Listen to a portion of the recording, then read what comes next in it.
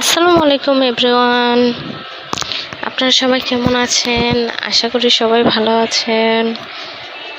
আজ আমি খেতে যাচ্ছি বিরিয়ানি, যেটা আমার ভাবি রান্না করেছে।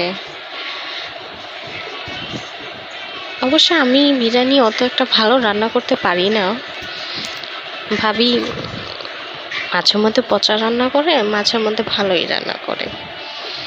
আমার রান্না বান্নার প্রতি অত একটা ইন্টারেস্ট নেই।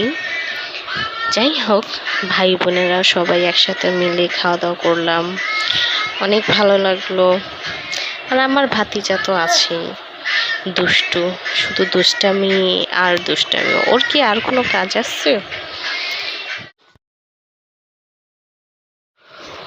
আমার ভাতিজাটা আমাদের বাড়ির সবার আদরে, একটা মাত্র তো।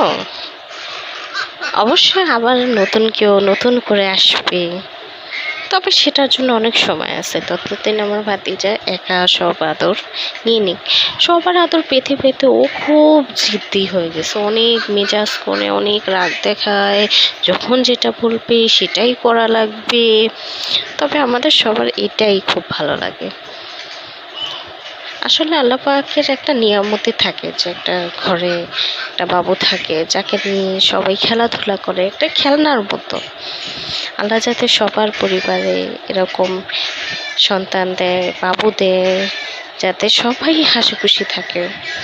মানুষ একটা সন্তানের জন্য আল্লাহর কাছে কত চাওয়া। আল্লাহ সবার আশায় পুরো করুক, এই দোয়াই করি। সবাই ভালো থাকুক, সুস্থ থাকুক, সবাইকে আল্লাহ ভালো রাখুক।